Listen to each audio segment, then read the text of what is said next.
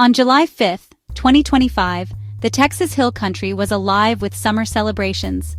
The air was thick with the scent of barbecue, laughter echoed through small towns, and families gathered beneath the wide Texas sky to watch fireworks and parades. It was a night that seemed to promise nothing but joy and the simple pleasures of summer. But as dusk settled, the sky darkened ominously, until, without warning, it unleashed a torrent of rain. What began as a gentle drizzle quickly escalated into a relentless downpour, the kind that drowns out conversation and sends people running for shelter. In a matter of minutes, the familiar landscape was transformed. Gentle streams, usually so calm and inviting, became unrecognizable as they swelled and burst their banks. Roads that had been filled with the sounds of celebration were now eerily silent, submerged beneath rising water. Nearly a foot of rain fell in less than an hour, funneling into the Guadalupe River with astonishing speed. The river, already swollen from earlier storms, surged 26 feet in just 45 minutes, a rise so rapid it defied belief and left little time for warning. The river became a wall of water, a force of nature that uprooted ancient cypress trees, tossed cars like toys, and smashed homes with terrifying, unstoppable power. Entire neighborhoods were battered, their foundations shaken as the floodwaters carved new paths through the land. Known as Flash Flood Alley, this region is no stranger to sudden floods. Residents have always respected the river's power, but nothing in living memory could have prepared anyone for the sheer speed and ferocity of this storm. Officials would later call it a once-in-a-century event, an unprecedented disaster. Emergency alerts blared across radios and phones, but the warnings simply couldn't capture the scale of what was coming, nor could they reach everyone in time. As the river crested, entire communities were cut off from the outside world. Campgrounds filled with sleeping children became islands, isolated by the rising water. Rural roads, the lifelines of these small towns, vanished beneath the flood, leaving families stranded and desperate. The roar of the flood drowned out cries for help, and the darkness of night made rescue efforts even more perilous. First responders braved treacherous currents in boats, searching for those trapped by the water, while families clung to rooftops and trees, hoping for rescue. The peace of a Texas summer night was shattered, replaced by chaos, confusion, and fear. Sirens wailed through the darkness, and the sense of safety that once defined these communities was swept away in an instant. In less than an hour, the landscape and countless lives were changed forever. As dawn broke, the true scale of the devastation became clear. Homes destroyed, memories lost, and a community left to pick up the pieces. The Hill Country would never be the same. But even in the aftermath, as neighbors came together to rebuild, the spirit of the community endured, forever marked by the night the river rose. As the first light of dawn crept over the horizon, the true scale of devastation and heartbreak became painfully clear. The world seemed to stand still, suspended in the quiet aftermath of disaster, as survivors and rescuers alike faced the enormity of what had been lost. As the floodwaters slowly receded, they left behind a landscape forever changed, homes reduced to splinters, cherished possessions scattered and ruined, and a community grappling with the staggering human cost. In total, 51 lives were lost to the raging river, each one a story cut short, a future stolen in an instant. The river's fury showed no mercy, and families were left to mourn loved ones who would never return. Kerr County bore the heaviest burden, suffering 43 deaths, 15 of them children. The loss was felt in every corner of the community, from schools to churches, as neighbors came together to grieve. Families on vacation, locals and campers were swept away in the torrent, their dreams and plans drowned in the flood. Campsites that once echoed with laughter now stood silent, haunted by memories of those lost. The numbers alone cannot capture the depth of the tragedy. Each victim was a parent, a child, a friend, someone cherished and deeply missed. The pain of their absence rippled through the community, leaving wounds that may never fully heal. Among the first confirmed was an 8-year-old girl from Alabama, a camper whose summer adventure ended in heartbreak.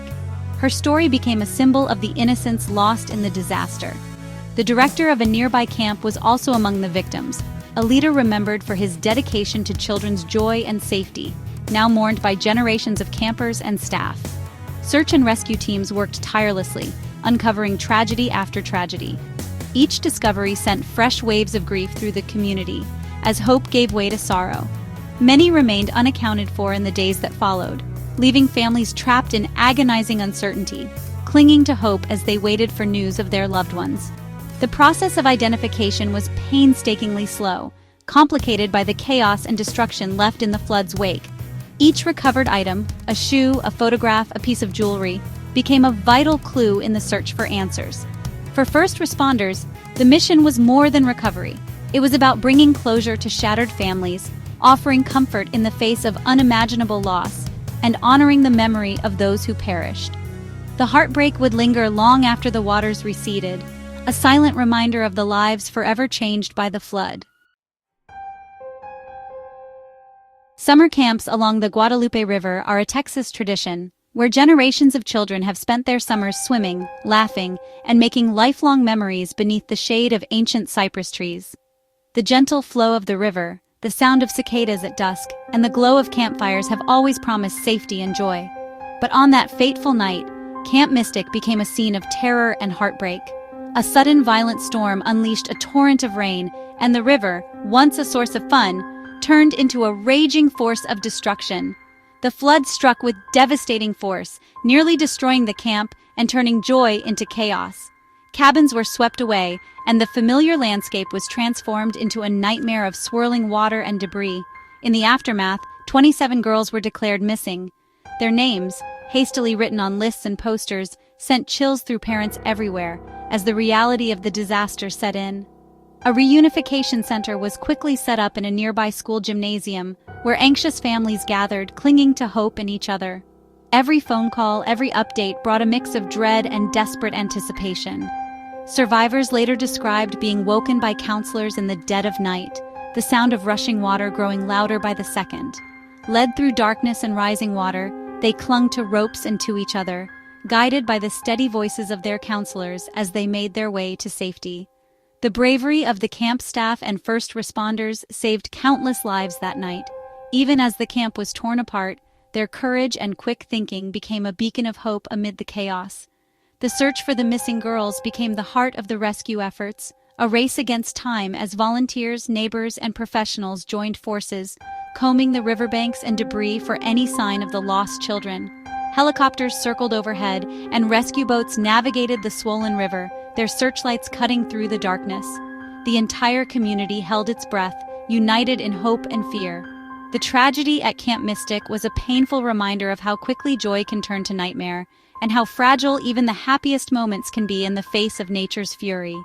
The loss was profound, echoing through families and the entire state. Grief and sorrow brought people together as memorials and vigils honored those lost and those who survived. The spirit of the camp and the community would be tested as never before. Yet, in the face of tragedy, the bonds of compassion and resilience began to shine as neighbors and strangers alike came together to heal, rebuild, and remember. When the waters receded, the Texas Hill Country was unrecognizable. Ancient cypress trees were uprooted, homes vanished, and the Guadalupe ran brown with debris. Careville, Hunt, and Ingram bore the brunt. Houses gone, others filled with muck, cars wrapped around trees. Summer camps, the region's heartbeat, were shattered just as the season began. Roads and bridges were destroyed, isolating neighborhoods and complicating rescue efforts. The damage was immense, promising a long, costly recovery. The scars on the land were deep, a constant reminder of the flood's power. Rebuilding would be a monumental challenge for the Hill Country. Amid the destruction, stories of survival shone through. Erin Burgess and her son clung to a tree for over an hour, the current threatening to sweep them away until help arrived. Families huddled in attics, praying their homes would hold as water rose around them. At Moe Ranch Camp, staff moved campers to higher ground just in time, saving lives through quick thinking. Counselors at other camps became heroes, guiding children to safety through darkness and flood.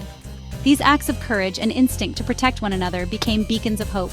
For every life lost, others were saved by bravery, luck, and community.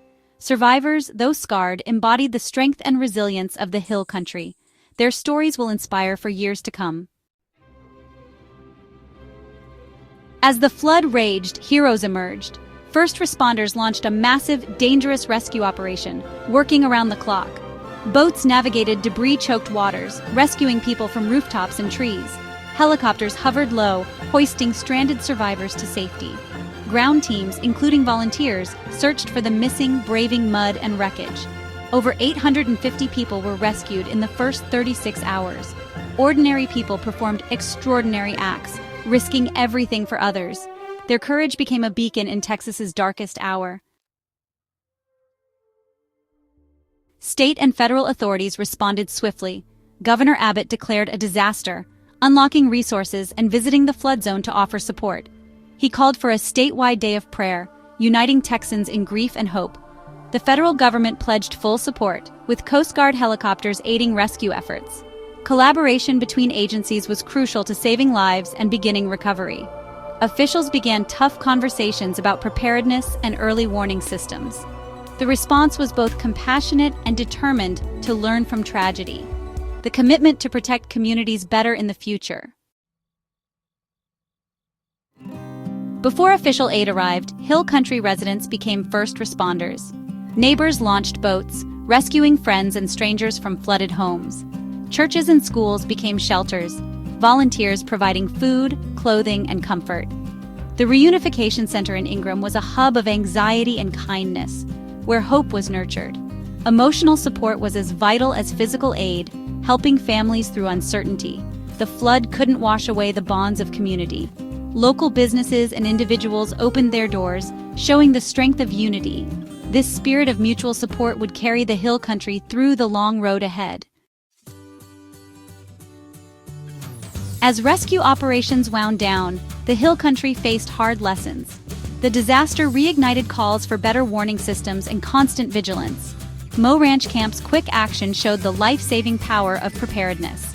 Rebuilding will require resilience, new construction methods, and stronger community bonds. The journey ahead will be long, but hope endures. The story of the 2025 floods is one of tragedy, but also of survival and heroism. Over 850 people were saved, and countless acts of courage shone through.